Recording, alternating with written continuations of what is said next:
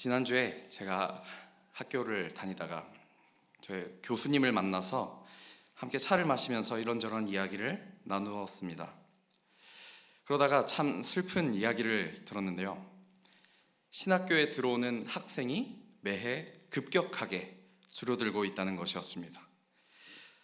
뿐만 아니라 같은 반 전도사님께서 전도 활동을 하려고 하면 대부분 돌아오는 이야기들이 나는 교회 가는 것이 조금 부담스럽습니다.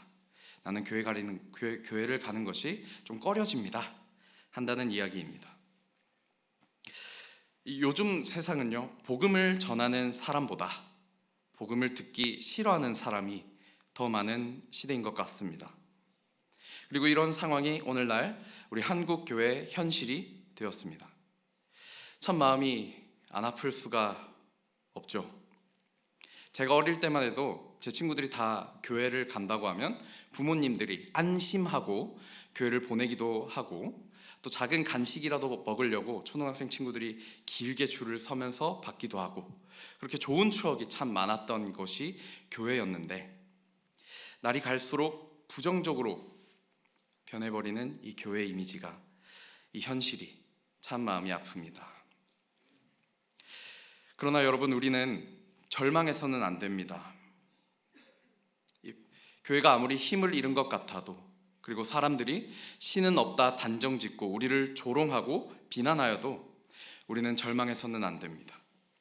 우리는 하나님의 거룩한 백성이기 때문입니다. 하나님께서 우리를 자녀 삼아 주셨고 거룩한 백성으로 세워주셨기 때문입니다. 하나님은 인격적으로 실존하시며 이 세상을 공의로 다스리시고 이른 비와 늦은 비를 주시며 우리를 의의 길로 인도하시는 분이십니다. 하나님께서 우리를 반드시 일으켜 주실 것입니다. 하나님께서 반드시 회복시켜 주실 것입니다. 오늘 저와 여러분이 함께 읽은 본문의 배경 역시 오늘날 교회 상황과 퍽 비슷해 보입니다. 오늘 읽은 본문의 배경은 이렇습니다. 이스라엘이 둘로 갈라졌죠. 남유다와 북이스라엘로 나뉘었습니다. 그러다 북이스라엘은 멸망해버리고 남유다만이 남았지만 나라는 점점 힘을 잃어가고 쇠퇴해져가고 백성들은 포로로 잡혀갔으며 주변의 강대국 아수르의 위협을 계속 받고 있는 그야말로 절망적인 상황에 놓여 있었습니다. 백성들은 자신들이 하나님의 거룩한 백성, 선택받은 백성임을 알고 있었기에 자신들이 처한 상황에 대해 매우 혼란스러워했어요.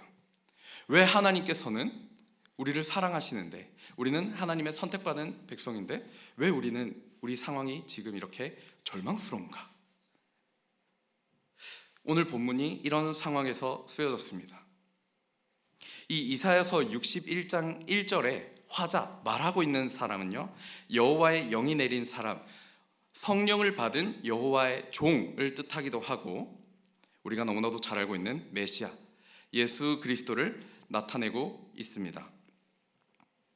이사야서에서는 여호와의 종을 나타내는 본문을 여러 군데에서 찾을 수 있는데요. 대표적으로 이사야서 42장 1절, 49장 3절, 50장 4절을 보면요, 내가 붙드는 나의 종, 내 마음에 기뻐하는 자, 곧 내가 택한 사람을 보라. 내가 나의 영을 그에게 주었은즉 그가 이방의 정의를 베풀리라. 내게 이르시되 너는 나의 종이요 내 영광을 내 속에 나타낼 이스라엘이라 하셨느니라. 주 여호와께서 학자들의 혀를 내게 주사 나로 곤고한 자를 말로 어떻게 도와줄 줄을 알게 하시고 아침마다 깨우치시되 나의 귀를 깨우치사 학자들같이 알아듣게 하시도다. 아멘. 이 모든 구절이 말하고 있는 여호와의 종, 그는 하나님께 선택받고 능력을 받았으며 하나님의 백성을 의롭게 하고 하나님의 말씀, 백성들을 향한 하나님의 뜻을 통해 그들을 하나님께로 인도하는 것이 목적인 사람입니다. 그리고 그 사람의 존재는요, 이 사람의 존재는 백성들에게 기쁜 소식일 수밖에 없습니다. 왜냐하면 자신들이 모든 것이 무너지고 이제 남은 것은 죽음과 멸망밖에 남아있지 않다고 생각했을 때, 아니다! 전능하신 하나님께서 우리를 버리지 않으셨고 여전히 우리를 보호하고 계시며 우리를 회복시킬 것이다 하는 아름다운 소식을 전하는 자이기 때문입니다. 그런데 여러분, 만약에 이 여호와의 종이 자신의 역할에 대해서 잘 알지 못했거나 알고서도 행하지 않았다면, 순종하지 않았다면 어땠을까요? 물론 하나님께서는 실수가 없으시고 우리보다 지혜로우시며 우리는 알 수도 없는 놀라우신 계획을 세우고 계시지만, 만약 이 종이 자신의 역할을 다하지 않았다면 백성들은 여전히 절망 가운데 빠져 살아가거나 죄로 물든 삶을 계속해서 살아갈지도 모르는 일입니다. 그러나 이 여호와의 종은 자기 자신이 왜 하나님께 부르심을 받았는지, 그리고 지금 자신이 해야 할 일은 무엇인지 분명하게 알고 있었습니다. 61장 1절에서 2절 우리 함께 읽어보도록 하겠습니다. 시작. 주 여호와의 영이 내게 내리셨으니 이는 여호와께서 내게 기름을 부으사 가난한 자에게 아름다운 소식을 전하게 하려 하심이라. 나를 보내사 마음이 상한 자를 고치며 포로된 자에게 자유를, 갇힌 자에게 노임을 선포하며 여호와의 은혜의 해와 우리 하나님의 보복의 날을 선포하여 모든 슬픈 자를 위로하되. 아멘. 여호와의 종은 하나님께서 자신에게 기름을 부으시고 성령을 주신 이유가 가난한 자에게 아름다운 소식, 복음을 전하고 마음이 상한 자를 고치며 포로된 자에게 자유를, 갇힌 자에게 노임을 선포하는 것이라고 이야기합니다. 이것이 내가 하나님께 부르심을 받은 이유다, 사명이다 라는 것을 확실하게 안 것이죠. 이는 절망 속에 빠진 백성들이 아주 포기하지 않도록, 하나님을 끝까지 놓치지 않도록 하기 위함이었습니다. 여기서 말하는 여호와의 은혜의 해란 무엇일까요? 레위기에서 말하는 대희년을 가리키고 있습니다. 레위기 25장 10절은요, 너희는 50년째 해를 거룩하게 하여 그 땅에 있는 모든 주민을 위하여 자유를 공포하라. 이 해는 너희에게 희년이니 너희는 각각 자기의 소유지로 돌아가며 각각 자기의 가족에게로 돌아갈지며. 아멘. 이 희년은요, 종들에게 너희는 이제 자유다, 떠나거라, 하고 싶은 대로 하거라 하는 자유를 선포하는 날입니다. 종들에게 다시 한번 기회를 주는 날이죠. 즉 여기서 은혜의 해를 선포한다는 것은 죄를 저지른 백성들, 그리고 포로로 잡힌 백성들에게 다시 한번 자유를 주는 날인 것입니다. 그럼 보복의 날은요? 보복의 날은 주님께서 다시 오실 날에 하나님을 떠난 죄인들이 받을 심판을 의미하고 있습니다. 죄에 억눌려 고난받는 백성들, 그리고 끝까지 신앙을 지키는 와중에 박해받고 고통받던 백성에게 위로를 나타내고 있는 것입니다. 여호와의 종은 자신의 처한 어둡고 절망적인 상황 속에서도 자신의 사명을 분명하게 바라보았습니다. 상황에 굴복하지 않고 하나님께서 주신 그 사명을 이해했습니다. 자신을 사용하셔서 백성을 회복시키시고 이스라엘을 다시 일으켜 세우실 하나님을 신뢰함으로 사명을 붙든 것이죠. 그럼 이번에는 우리 1절이 예언하고 있는 예수님을 한번 살펴보겠습니다. 이 1절은 예수님께서 나사렛 회당에 들어가셔서 읽은 구절이기도 한데요, 누가복음 4장 16절에서 18절을 함께 읽어보도록 하겠습니다. 시작. 예수께서 그 자라나신 곳 나사렛에 이르사 안식일에 늘 하시던 대로 회당에 들어가사 성경을 읽으려고 서심해 선지자 이사야의 글을 들이거늘 책을 펴서 이렇게 기록된 데를 찾으시니 곧 주의 성령이 내게 임하셨으니 이는 가난한 자에게 복음을 전하게 하시려고 내게 기름을 부으시고 나를 보내사 포로된 자에게 자유를, 눈먼 자에게 다시 보게 함을 전파하며 눌린 자를 자유롭게 하고. 아멘. 예수님이 이 말씀을 읽은 당시 유대의 상황은 어땠습니까? 이스라엘은 로마 제국에게 멸망당했고요, 유대인들은 절망에 빠져서 하나님께서 약속하신 메시아를 간절히 기다리고 있었습니다. 그럼 이 상황에서 예수님이 회당에서 이 이사야서를 읽으신 이유는 무엇일까요? 그것은 예수님께서 이사야서가 예언하는 여호와의 종 그리고 메시아가 바로 자기 자신이라는 사실을 분명히 이해하셨기 때문입니다. 그리고 이를 통해 하나님께서 자신에게 맡기신 사명, 곧 십자가 구원의 사건을 다시 한번 확인하셨습니다. 자신의 사명이 무엇인지 확실하게 그리고 분명하게 바라본 것이죠. 그리고 어떻게 하셨습니까? 순종하셨습니다. 예수님께서 이 세상의 모든 죄를 대신 뒤집어 쓰시고 십자가에 올라 못 박혀 죽으심으로 우리의 죄가 사함을 받았습니다. 여러분 믿으십니까? 예수님의 십자가로 인해 성소의 휘장이 위에서부터 아래로 찢어졌고 우리 모두도 거룩하신 하나님 앞에 나아갈 수 있는 제사장들이 되었습니다. 이 사실도 믿으십니까? 또한 예수님께서 승천하시고 이제 우리 가운데도 성령 하나님께서 임재하고 계십니다. 믿으십니까? 그렇다면 61장 1절이 말하는 기름 부음 받은 자, 하나님의 영을 받은 여호와의 종은 여기 모인 우리 모두도 해당되는 것입니다. 또한 그 종의 역할, 가난한 자에게 복음을 전하고 마음이 상한 자를 고치며 포로된 자에게 자유와 갇힌 자에게 노임을 선포하는 것 역시 저와 여러분이 모두가 맡아야 할 사명인 것입니다. 우리가 무엇을 선포해야 됩니까? 바로 예수 그리스도의 십자가 복음이죠. 여러분 주변을 둘러보시기 바랍니다. 세상의 가치에 물들어 아무리 채워도 계속해서 부족함과 갈증을 느끼는 가난한 자들이 있지 않습니까? 죄에 붙잡혀서 포로가 된 자와 갇힌 자들도 있지 않습니까? 그들에게 우리는 복음을 전하고 있습니까? 거룩한 하나님의 백성으로서의 사명을 우리는 감당하고 있습니까? 여러분 이것은 선택사항이 아닙니다. 우리가 하고 싶으면 하고 하기 싫으면 안 하는 그런 것이 아닌 것입니다. 사명은 반드시 해야만 하는 것입니다. 하나님께서 우리에게 직접 하신 명령이신 겁니다. 우리는 하나님의 백성으로서 그리고 제사장으로서 거룩한 사명을 받았고 이를 이행해야 할 의무가 있는 것입니다. 그런데 이게 참 쉽지가 않죠. 전도를 하려고 하면 좋은 소식 받으세요, 좋은 소식 들으세요 하면 어떻게 합니까? 저 괜찮습니다, 사양하겠습니다, 나가세요, 돌아가세요. 문전박대를 당하기도 하죠. 때로는 조롱과 비난을 받기도 하고 날이 갈수록 부정적으로 바뀌는 교회의 이미지 때문에 교회의 부흥에 대한 소망이 사라지는 것 같은 기분이 들 때도 있습니다. 아유, 내가 지금 옆에 있는 사람 전도한다고 이 사람이 교회 나오겠어? 내가 지금 전도한다고 이미지가 이렇게 안 좋은 교회가 바뀌겠어?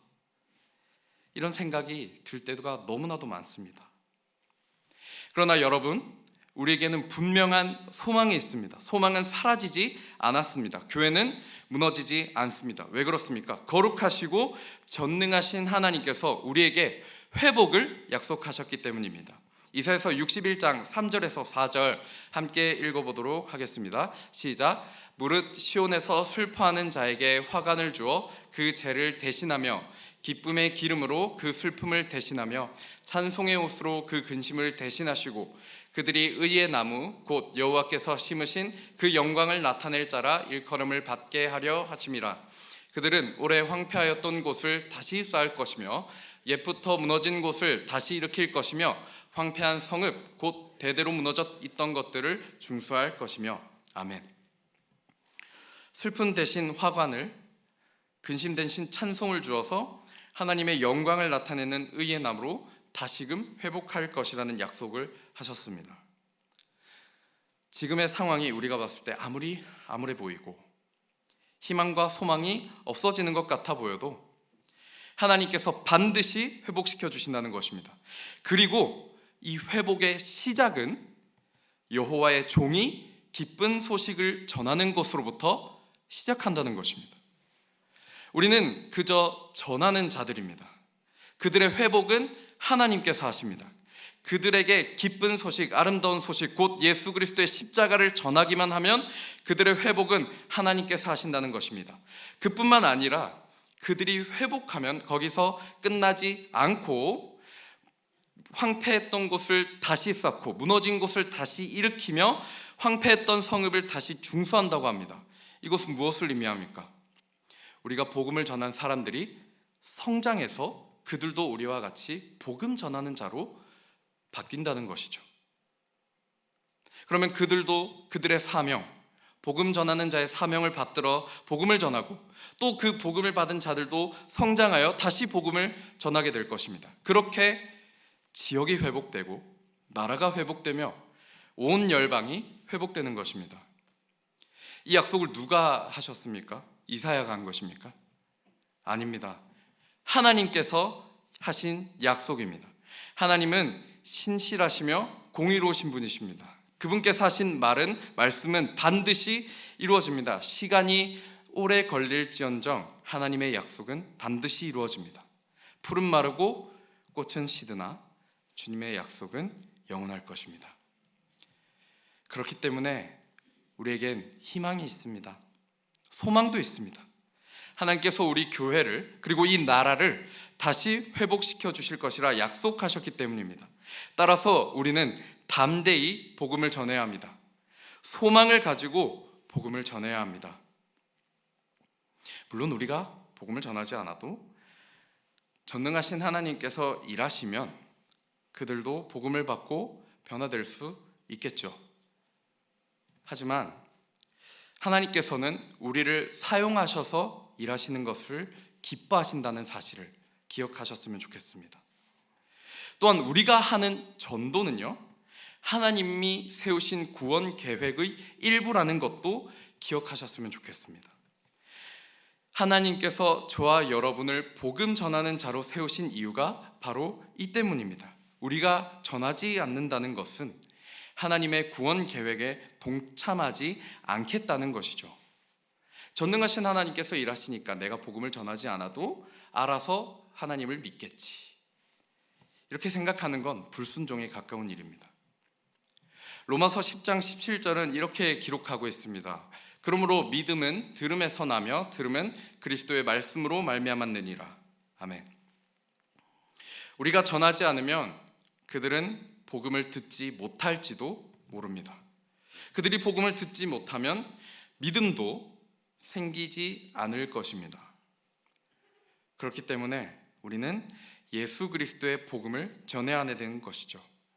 그리고 우리는 하나님의 거룩한 백성이자 제사장이기 때문에 복음을 전해야 됩니다. 이사야 61장 6절 함께 읽어보도록 하겠습니다. 시작. 오직 너희는 여호와의 제사장이라 일컬음을 받을 것이라. 사람들이 너희를 우리 하나님의 봉사자라 할 것이며 너희가 이방 나라들의 재물을 먹으며 그들의 영광을 얻어 자랑할 것이니라. 아멘. 제사장은 하나님과 백성들을 연결하는 중재자 역할을 맡으며 백성들에게 율법을 가르치고 하나님의 말씀을 전하며 그들을 위해 기도했습니다. 때로 죄로 향하는 백성들이 있다면 그들을 가르쳐서 깨우치게 하고 죄의 길에서 돌이켜 하나님께 나아오도록 했습니다.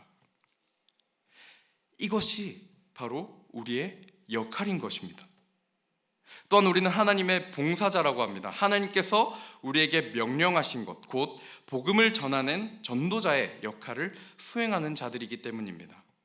베드로전서 2장 9절은 이렇게 말씀하고 있습니다. 그러나 너희는 택하신 족속이요 왕같은 제사장들이요 거룩한 나라요 그의 소유가 된 백성이니 이는 너희를 어두운 데서 불러내어 그의 기이한 빛에 들어가게 하신 이의 아름다운 덕을 선포하게 하려 하심이라.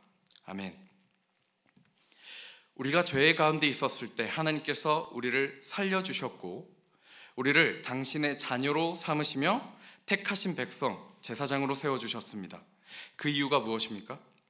우리가 하나님을 만나기 전과 같이 어둠 속에 살고 있는 자들에게 가서 하나님의 말씀을 전하고 복음을 전하여 그들도 하나님의 백성으로서의 모습을 회복하도록 도우라는 것입니다.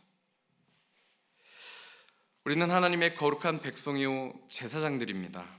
우리 십자가를 한번 떠올려 보셨으면 좋겠습니다.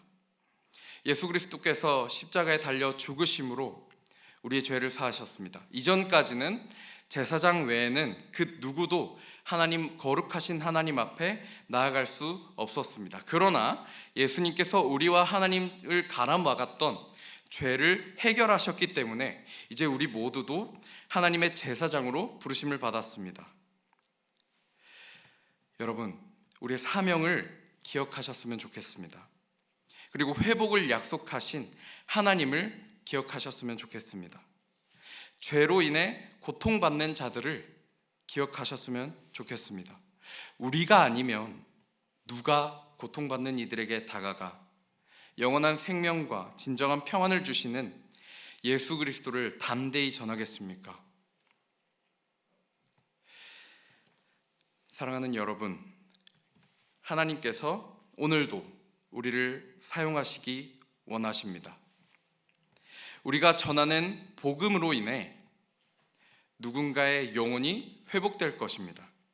그 놀라운 역사를 함께 이루는 저와 여러분이 되기를 주님의 이름으로 축복합니다. 이제 말씀을 맺으려고 합니다.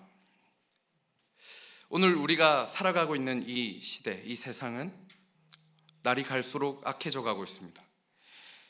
교회를 찾는 사람은 점점 줄어들고 주님의 말씀을 전하겠다고 결단하는 청년도 보기 힘들어지고 있습니다. 그래서 교회는 더 이상 희망이 없어 보이고 더 이상 부흥하지 않을 것 같은 그런 시대를 살아가는 것 같이 느껴집니다. 그러나 우리 반드시 기억합시다. 하나님께서 회복을 약속하셨습니다. 그리고 그 약속을 지금도 이루어가고 계십니다.